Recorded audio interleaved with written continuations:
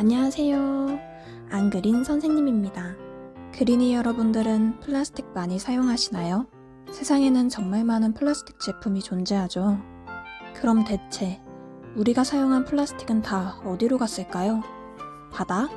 땅밑? 바다? 맞아요. 태평양에는 플라스틱 쓰레기 섬이 있답니다. 하지만 선생님, 우리 집 앞바다는 깨끗한걸요?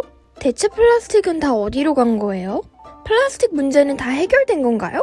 이제 그린이에게 선생님이 진실을 말해줄 때가 온 것 같아요. 사람들은 플라스틱 생산량을 줄여야 한다고 말하지만 매년 플라스틱 생산량은 계속 늘어나고 있어요. 2019년 기준으로 전 세계에서 생산하고 있는 플라스틱의 무게는 성인 남성 62억 1278만 2027명과 같은 무게랍니다. 어마어마하죠. 우리는 분리배출만 잘하면 된다고 생각하고 많은 기업에서 내놓는 플라스틱을 무분별하게 구매하고 있지만 분리배출만으로는 우리가 직면한 문제를 해결할 수 없어요. 왜냐하면 이렇게 많은 플라스틱 중에는 재활용할 수 없는 플라스틱도 많기 때문이에요. 플라스틱의 재활용 처리 비율은 62%입니다. 나머지 38%의 플라스틱은 계속 우리 몸속에 쌓이고 있어요. 우와, 저렇게 많이 쌓이다니. 그린이네 집 앞에는 쓰레기가 없다고 했죠. 그럼 다른 나라는 어떨까요? 필리핀은 전 세계에서 1인당 해양으로 배출하는 플라스틱 양이 가장 많은 나라예요.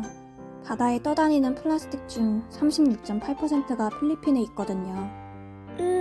근데 그건 필리핀이 해결하면 되는 일 아니에요?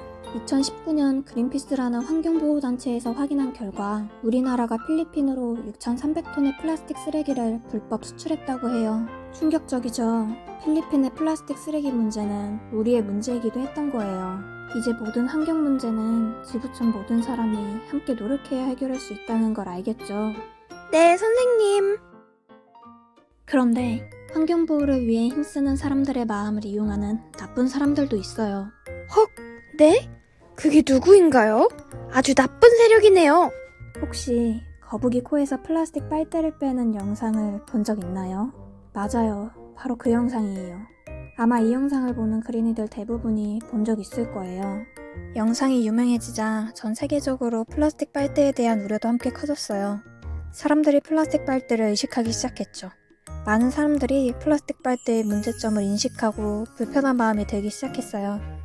바로 그때 한 커피 회사가 환경을 보호하기 위해 플라스틱 빨대 대신에 종이 빨대를 쓰겠다고 선언했어요. 플라스틱 빨대를 종이 빨대로 모두 바꿔버렸고 사람들은 이에 열광했죠. 종이 빨대는 참 좋았어요. 사람들은 플라스틱 빨대 대신 친환경적이라는 종이 빨대를 사용했죠. 종이 빨대는 사용하는 것만으로도 사용자에게 환경보호에 기여하고 있다는 만족감을 주었어요.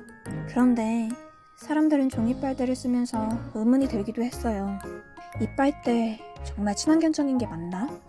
플라스틱 빨대는 재활용도 안 되는 일회용품이기 때문에 문제가 된 것이었어요.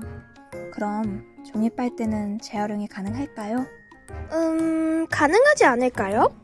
결론적으로 답은 NO입니다. 종이 빨대도 플라스틱 빨대처럼 재활용하지 못해요.